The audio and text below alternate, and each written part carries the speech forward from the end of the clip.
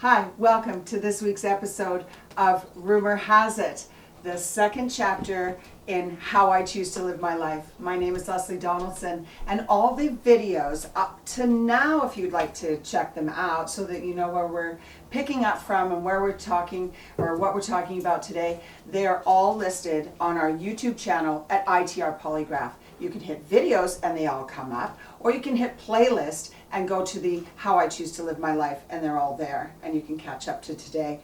I did make a short video yesterday that was uploaded to our Instagram channel at ITR Polygraph, also on our Facebook channel at Ken Donaldson, the Lie Detective, that explained why it's late today coming. I thank you so much for tuning in today, and for the people who did watch that video yesterday and understand that it's been a hard few days.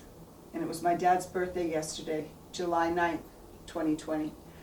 And it's been a bit of a rough week.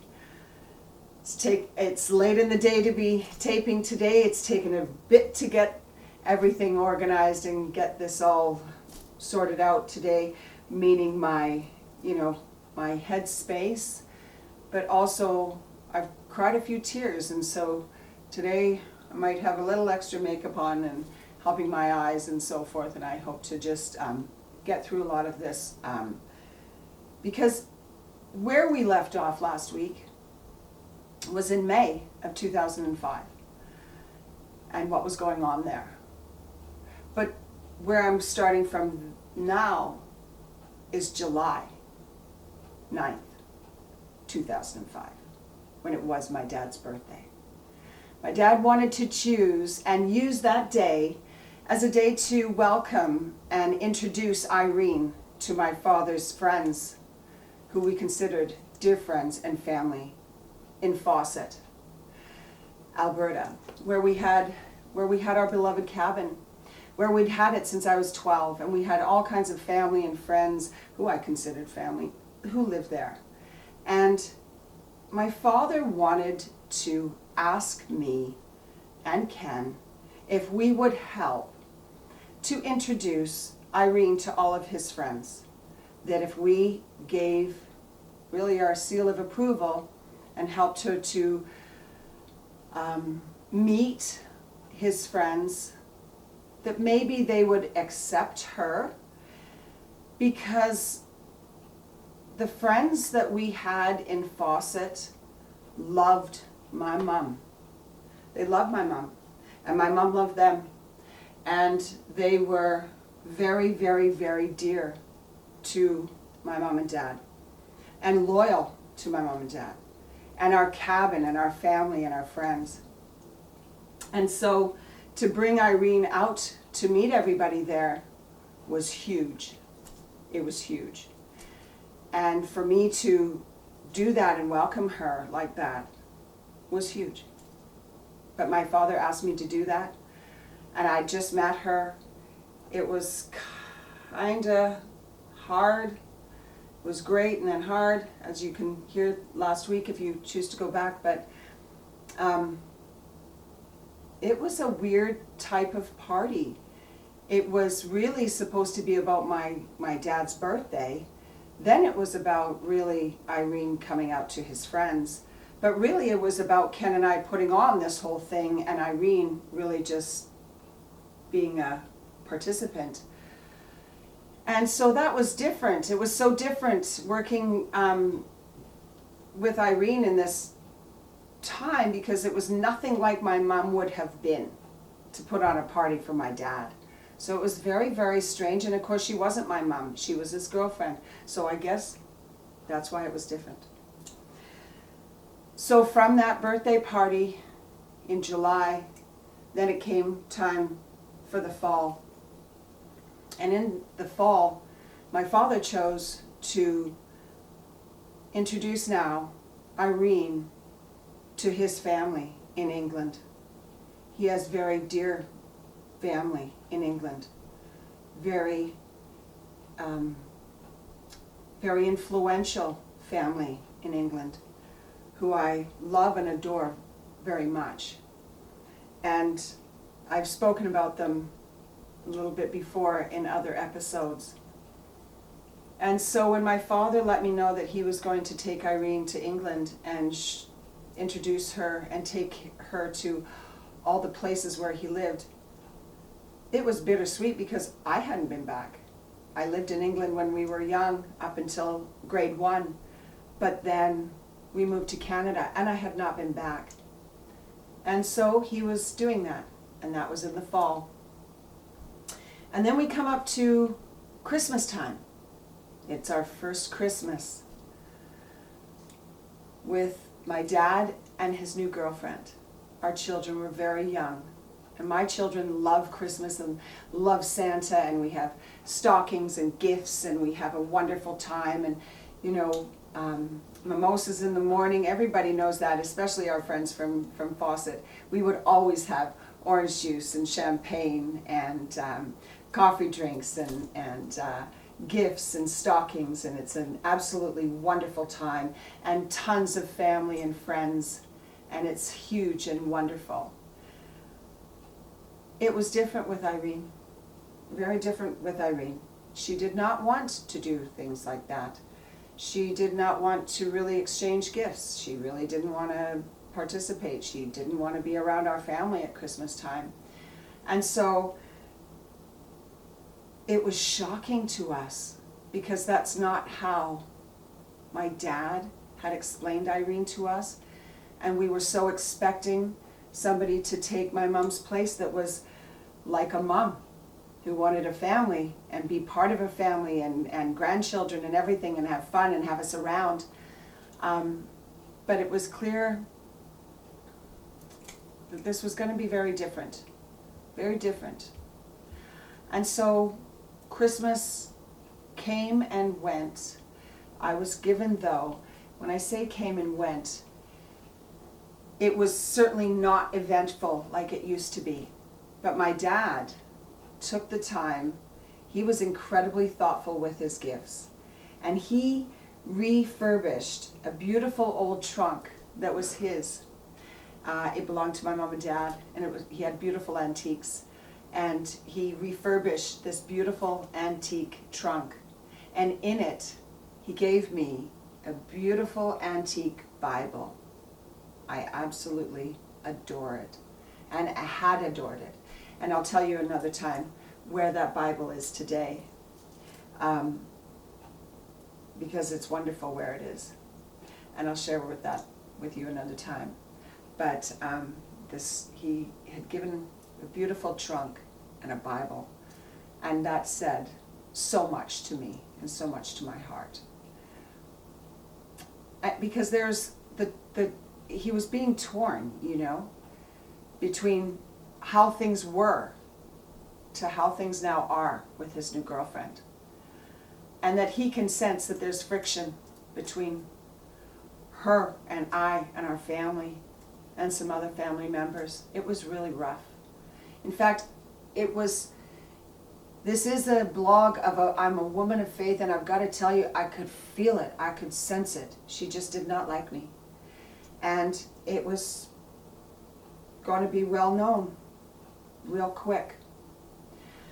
After England and after Christmas, and we start the new year of 2006. It was a huge time and a huge change for us. Ken and I made a choice to move from our beautiful little house on Danforth in Deer Ridge to our new beautiful home that we were going to have at 55 Morgan in St. Albert. It was a beautiful house. And there is a wonderful, wonderful story that I'd like to share with you right now about this, because it's a really how wonderful God works in our lives. When we were choosing to move houses, we were a family of 6, and we had so much stuff. We had made arrangements with some people to come and help move and everything, but you know how moving goes, okay? Not everybody wants to help with that. But anyway, and I don't hold that against anybody. Let it go. But anyway, this is how the story went. Ken and I were there with my dad, And Irene, well, she had made some chili, but she did not want to help at all. In fact, it was something like that, like, you know, our family always helped each other and so forth. She did not think that that was any job of hers whatsoever to help our family. And so that made it very hard. And so anyways, it was us three to move all of our stuff and to move it, all the furniture, everything, and put it into the new house. And after a few things that were moved, I'm looking at my dad, and I didn't think he was in the best health. This is very hard on my father, helping us move. He's out of breath, he's a bit winded, he's looking red in the face. I'm not liking this whatsoever. And so I said to my dad and Ken, you know what? Stay here at the house. I'm gonna go down to Subway and I'll get us some sandwiches. And if we can't or if we haven't found other people to help us move, I'm gonna hire a moving company and we're just gonna get it done. And so that's what I did. I went down to Subway and I'm standing there and there's this tall guy. He's actually in front of me. He's this very tall young man, and he says, "Oh, hello," and he says, "Would you like to go in front of me?" I said, "Well, no, it's just you, and I'm going to be ordering. It's not just me. I'm going to be ordering from my dad and from my husband and so forth." I said, "We're moving, and so you know, I'm here to get some lunch and quickly and go back." He said, "Oh, you're moving?" I said, "Yes, I am, and you know, I have to go home. I'm going to call a moving company and so forth. I have to find some help to help me move." He says to me, "Well, I can help you move." I said, "Are you serious?" I said, "Well, I would really like that help." He says, "I have about 4 or 5 of my friends at home in the apartment. We just got off work. We're not doing anything. And my girlfriend is there. She could come and help you pack. Would you like that help?" I was shocked because all the way down there, I'm praying to God for help. And then all of a sudden, I have this amazing person. And I'm like, I'm married, truly. I'm not, you know, this has got nothing to do with anything. I really need your help to move. Here's my name and phone number. Call this and we're going to get this done. They literally came to our house. Pardon me. I went home and told Ken and my dad what was going on. They said, "You're kidding me." I said, "No, I'm not kidding." These people came to our house and they literally picked up everything in our house and moved it out, helped set it up. They were an absolute godsend. I absolutely believe in the power of prayer. They helped my father that day, they helped us that day, and we're still friends to this day. I would say who they are, but I haven't got their permission to do so, so I can't really do that, okay? Pardon me. But it was so wonderful. And we moved into one of our absolute dream homes. And then from there, we moved into that house in July of 2006. And from there, it went a little bit haywire. Because July 2006, after we moved in to our house and everything, I've been talking about, and this was one of the reasons why I did not film yesterday. Because when I talk about yesterday being my dad's birthday, today we're starting off with my dad's birthday. Today, we're also going to end with my dad's birthday in 2006. What happened to my dad in a year? Because you know what? Irene did not invite any of us to his birthday. We were not invited. She did not want the children around. He had a party for his birthday that we were not invited to. That had never happened in my entire life. We were crushed. the hold that she had on my dad is something that we're going to talk about next time. And what happened after that is quite shocking, and I hope it never happens to you. And I want to leave with something today that is for my dad's birthday, and I would like to read this to you and share it with you. And it says this for July 9th. It says, "Stop worrying long enough to hear my voice." And again, this is Jesus Calling. It's a wonderful, wonderful book. And yesterday, but it's for today, for July 9th, for my dad's birthday. "Stop worrying long enough to hear my voice. I speak softly to you in the depths of your being. Your mind shuttles back and forth, hither and yon, weaving webs of anxious confusion. As my thoughts rise up within you, they become entangled in those sticky webs of worry. Thus my voice is muffled, and you hear only white noise. Ask my spirit to quiet your mind so that you can think my thoughts. This ability is an awesome benefit to being my child, patterned after my own image. Do not be defeated by the noise of the world or that of your own thinking. Instead, be transformed by the renewing of your mind. Sit quietly in my presence, letting my thoughts reprogram your thinking." You can find that in Deuteronomy, in Genesis, and the book of Romans 12:2. I shared that with you today because I've had to do that this week. I had to do that after what I've just explained to you and the time frame and going forward. I'm going to see you next week. Thank you so much.